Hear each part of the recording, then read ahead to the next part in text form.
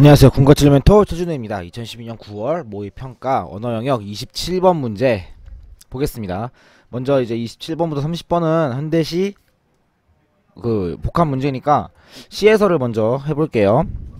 가는 이제 윤동주의 또 다른 고향이에요. 이거는 EBS에 나왔던 시라서 아마 많이들 보셨을 텐데, 자아성찰을 보여주는 거죠. 윤동주의 자화상 같은 시처럼 또 자아성찰에 대한 시입니다. 이것도 역시. 근데 성찰뿐 아니라 분열도 합니다. 여기선 긍정적 자와 부정적 자가 분열을 해요. 그래서 보면 고향에 돌아온 날 밤에 내 백골이 따라와 한 방에 누웠다. 백골 중요한 시어예요. 백골이 바로 자아인데 다소 부정적인 면모를 띠고 있는 어떤 내 육체적 자아를 말하는 거죠. 어쨌든 뭐 육체적 자아일 수도 있고 현실의 자아 라고 볼 수 있겠습니다. 현실의 자아가 이제 따라와서 한 방에 누웠어요. 그러니까 그 부정적 자아가 따라온 거죠. 그래서 어두운 방은 우주로 통하고 지금 화자가 있는 곳입니다.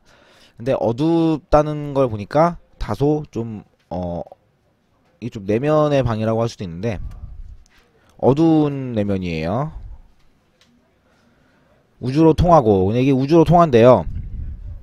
그래서 어떤 이상향과 관련이 있겠죠. 그러면 어떤 이상향과 관련이 있는데, 그리고 하늘에선가 소리처럼 바람이 불어온다 이렇게 얘기하고 있습니다. 그래서 어둠 속에 곱게 풍화작용하는 백골을 들여다보며, 풍화작용 이 말은 좀 시랑은 어울리지 않지만 어쨌든 그런 효과를 좀 더 극대화하기 위해서 이렇게 쓴 거고요. 백골을 들여다보며 눈물 짓는 것이 내가 우는 것이냐, 백골이 우는 것이냐, 아름다운 혼이 우는 것이냐. 여기 보면 자아가 계속 나옵니다. 자아가 지금 세 가지로 나와요. 나가 나오고, 여기 내가 우는 것이냐, 그리고 백골이 우는 것이냐, 아름다운 혼이 우는 것이냐 하는데, 여기에 백골은 아까 부정적인 의미라고 했죠. 근데 반대로 이 아름다운 혼은 긍정적인 모습입니다. 플러스예요. 그래서 이게 이제 갈등을 하는 겁니다. 어떤 게 진짜 나인지, 그런 자아가 분열되는 그런 과정을 지금까지 얘기를 했어요. 근데 이제 밖에서 갑자기 지조 높은 개가 짖기 시작합니다. 지조 높은 개는 역시 이것도 긍정적인 이미지를 가지고 있는 존재입니다. 그래서 화자가 이런 어둠을 짓는 지조 높은 개의 소리를 듣고 깨달음을 얻어요. 나를 쫓는 것일 게다 해서 결단을 합니다. 여기서 결단. 여기서 깨달음을 얻고, 그래서 결단을 내립니다. 그래서 가자 쫓기우는 사람처럼 가자, 백골 몰래 아름다운 또 다른 고향에 가자. 결국 이제 결단을 내리고 이제 또 다른 고향, 바로 자기가 원래 꿈꾸던 이상향으로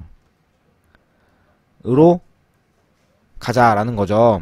여기에 있던 지금의 고향과는 조금 다르죠. 또 다른 고향이니까. 그래서 이런 내용이라고 볼 수 있겠고요. 나시는 자화상 오세영의 자화상 2입니다. 까마귀와 까치의 대비가 나타나 있어요. 그래서 바람직한 삶을 추구하는 어떤 그런 화자의 모습을 보여주는 시입니다. 어떤 바람직한 삶의 태도, 그런 것을 보여준다고 할 수 있겠습니다. 그래서 그런 내용입니다. 그래서 볼게요. 전신이 검은 까마귀, 까마귀는 까치와 다르다. 여기에 까마귀는 이제 뒤에서도 알 수 있겠지만 긍정적인 이미지를 갖고 있고요. 까치가 부정적입니다. 좀 원래 알고 있던 통념과는 좀 다르죠. 그래서 까마귀와 까치가 대비가 됩니다. 마른 가지 끝에 높이 앉아 먼 설원을 굽어보는 저 형형한 눈. 까마귀의 모습이에요. 먼 설원은 아무래도 좀 까마귀가 추구하는 어떤 무언가가 되겠죠. 그리고 고독한 이마, 그리고 날카로운 부리. 얼어붙은 지상에는 그 어디에도 낯알 한 톨 보이지 않지만 그대 차라리 눈발을 뒤지다 굶어 죽을지언정 결코 까치처럼 인가의 앞마당을 넘보진 않는다. 까치의 행위가 이제 부정적으로 비춰지고 있습니다. 이게 부정적인 행위예요. 이게 좀 단절해야 할 삶의 모습, 부정적인 삶의 모습이죠, 이게. 그래서 검을 태면 철저하게 검어라. 단 한 개의 깃털도 남기지 말고. 순수함을 추구하는 거죠. 순수. 좀 세게 말하고 있는데 결국 순수입니다. 겨울 되자 온 세상 수북이 눈은 내려 저마다 하얗게 분장하지만, 눈 얘기가 나오는데, 지금 까마귀는 긍정적인 존재죠. 그래서 온통 검은 까마귀가 긍정적인 존재예요. 그러니까 검은색이 여기서는 긍정적인 이미지를 가진 색인데 그 반대인 눈, 하얀 눈은 당연히 그러니까 부정적인 이미지를 갖게 되겠죠. 그래서 눈이 내려서 저마다 하얗게 하얗게 분장한대요. 그러니까 위선, 세상의 위선, 허위 이런 거를 보여주고 있는 겁니다. 분장이라는 단어를 통해서. 그래서 나는, 즉 까마귀죠 결국. 그러니까 까마귀가 되겠다는 거죠. 빈가지 끝에 홀로 앉아 말없이 먼 지평선을 응시하는. 그러니까 이제 이 사람이 이 화자가 꿈꾸는 여기에 이상하게 되겠습니다. 응시하는 한 마리 검은 까마귀가 되리라 하면서 이제 까마귀를 본받아 바람직한 삶을 추구하고자 하는 화자의 생각이 들어가 있는 시라고 할 수 있겠습니다. 다음 다시는 김기택의 멸치라는 시예요. 이것도 역시 EBS에 나왔던 시죠. 볼게요. 굳어지기 전까지 저 딱딱한 것들은 물결이었다. 파도와 해일이 쉬고 있는 바닷속 지느러미에 물결 사이에 끼어 유유히 흘러다니던 무수한 갈래의 길이었다. 이 저 딱딱한 것은 바로 멸치를 말하겠죠. 이게 바로 지금 식탁에 올라와 있는 멸치를 얘기하고 있는 겁니다. 그래서 멸치가 이제 바닷속에서 원래 살았고 헤엄치면서 살았다는 그런 얘기를 하고 있어요. 그물이 물결 속에서 멸치들을 떼어냈던 것이다. 멸치를 잡은 거죠, 그물이. 그래서 그물이 약간 좀 부정적인 이미지를 가지고 있네요. 그래서 햇빛의 꼿꼿한 직선들 틈에 끼이자마자 부드러운 물결은 팔딱거리다가 다 길을 잃었을 것이다. 이 부드러운 물결도 역시 멸치입니다. 그래서 바람과 햇볕이 달라붙어 물길을 빨아들이는 동안 바다의 무늬는 뼈다귀처럼 남아 멸치의 등과 지느러미 위에서 딱딱하게 굳어갔던 것이다. 뭐 멸치는 죽어서 이제 요리가 되었지만 그 바다의 무늬만큼은 남아있는 거죠. 몸에 아직 바다의 무늬가 아직 남아있는 겁니다. 아직 바다를 품고 있는 거예요, 멸치가. 그래서 모래더미처럼 길거리에 쌓이고 건어물집의 푸석한 공기에 풀리다가 기름에 튀겨지고 접시에 담겨졌던 것이다. 지금 젓가락 끝에 깍두기처럼 딱딱하게 잡히는 이 멸치에는 두껍고 뻣뻣한 공기를 뚫고 흘러가는 바다가 있다. 이게 말하고 있네요, 계속. 그 바다에는 아직도 지느러미가 있고 지느러미를 흔드는 물결이 있다. 이 작은 물결이 지금도 멸치의 몸통을 뒤틀고 있는 이 작은 무늬가 파도를 만들고 해일을 부르고 고깃배를 부수고 그물을 찢었던 것이다. 이게 이제 그 바다가 자연이 무섭다라는 걸 뭐 얘기를 해주고 있네요. 어쨌든 인간이 이제 멸치를 잡아서 요리를 해 먹었지만 그 멸치가 품고 있는 바다는 사실 파도도 만들고 해일도 부르고 고깃배를 부수고 그물도 찢는 그런 무서운 존재라는 겁니다. 그래서 좀 약간 이거는 그 자연을 어떤 두려워하는? 그러니까 이제 산업화와 어떻게 관련이 될 수도 있겠고, 이거 지금 시인의 시대상을 고려해 볼 때 그럴 수도 있고, 멸치를 이렇게 보면서 느꼈던 감정, 그 바다를 헤엄치던 그 멸치, 그것을 떠올리면 쓴 시라고 볼 수 있겠네요. 그래서 어쨌든 그런 시라고 볼 수 있겠고요. 그래서 문제를 이제 봐야겠네요. 27번. 가에서 다의 공통점을 물어보고 있어요. 그래서 봐야겠죠, 아마. 하나하나 봐야겠죠. 1번 영탄법을 활용하여 화자의 정서를 표출하고 있다. 영탄법이 나와있나 안 나와있나 볼게요. 여기서 영탄법이 없어요. 가 영탄법이 없네요. 가에는 영탄법이 일단 없어요. 가 없어요. 일단 1번은 제끼고 봐야겠네요. 나도 한번 볼까요?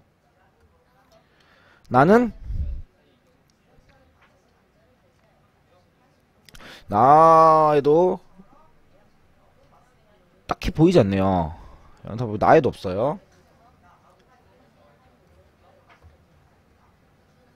나에도 영탄법이 보이지 않고 다는 어떨까요?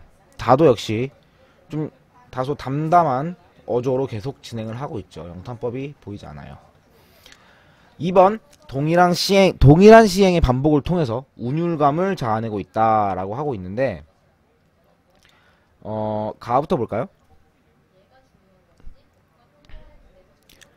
가에서 뭐 동일한 시행은 보이지 않네요. 아니 뭐 가자 이렇게 반복하고 있는 게 보이는데 뭐 이거로 볼 수도 있겠고요. 어쨌든 나를 볼까요? 나에도 반복되는 시행 없습니다. 다는 다에도 보이잖아요. 뭐 물결, 그러니까 계속 시어는 반복이 되는데 시행 자체가 반복되고 있는 부분은 역시 셋 다 보이지 않습니다. 그래서 2번도 아니고. 3번 공간의 대비를 통해 지향하는 가치를 드러내고 있다. 공간의 대비 있나 봅시다. 가에서의 공간의 대비. 일단 공간은 방이 보여요. 방이 여기 있어요. 뭐 우주로 통한대요, 방이. 어쨌든 어두운 방이 있고, 그리고 또 다른 고양이 있죠. 그러니까 이상향, 현실과 이상향의 지금 대비가 이루어지고 있죠. 가는 맞네요. 가는 3번 해당되고요. 나에서는 어떤 게 있을까요? 뭐 대비를 찾다 보면 뭐 눈발과 인가의 앞마당이 어떻게 대비가 될 수도 있겠고요. 지향하는 가치가 드러나고 있죠, 지금 여기서. 그리고 뭐 먼 지평선과 눈발 이렇게 할 수도 있겠고, 뭐 온 세상 눈이 내리는 세상과 먼 지평선 뭐 이렇게 대비를 계속 할 수 있겠네요. 나도 역시 대비가 보이고요. 4번은 공간을 찾아보죠. 일단 바다 얘기가 쭉 나와요. 뭐 바다에서 이제 멸치가 헤엄치고 있던 바다가 나오고, 지금 젓가락 끝에 깍두기처럼 딱딱하게 잡히는 이 멸치 지금이 있죠. 인간 세상, 바다와 사람 사는 세상 지금 대비가 되면서 화자가 지향하는 어떤 그 자연 파괴에 대한 비판적 그런 가치가 드러나고 있다고 볼 수 있겠죠.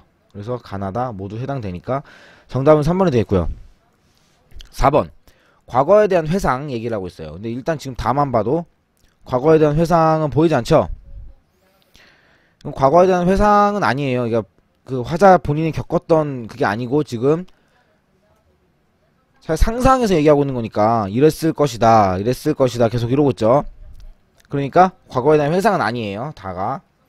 나의 경우에는 과거에 대한 회상 역시 없죠. 계속 까마귀에 대한 어떤 그 동경과 그런 걸 보여주고 있어요. 그래서 이거 역시 아니고, 가도 역시 과거에 대한 회상 보이지 않죠. 그래서 4번 아니고요. 5번 반어적 표현을 활용하여 현실에 대한 비판적 태도를 드러내고 있다고 하고 있는데, 반어적 표현이 보이는지 볼게요.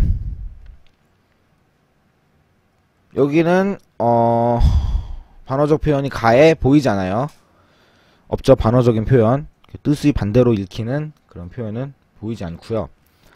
나에도 역시 반어적 표현, 뭐 거물테면 철저하게 거머라 뭐 이렇게, 이거를 뭐 반어적 표현이라고 볼 수 있을지 모르겠는데, 어쨌든 나에도 딱히 반어적인 표현은 그렇게 보이지 않아요. 다에서는 반어적인 표현이 요건 역설적인 표현이죠. 뭐 햇빛의 꼿꼿한 직선들, 요거는 아무래도.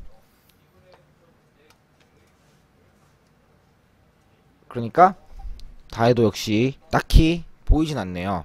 그러니까 5번도 역시 아니고, 그래서 정답은 3번이 되겠습니다.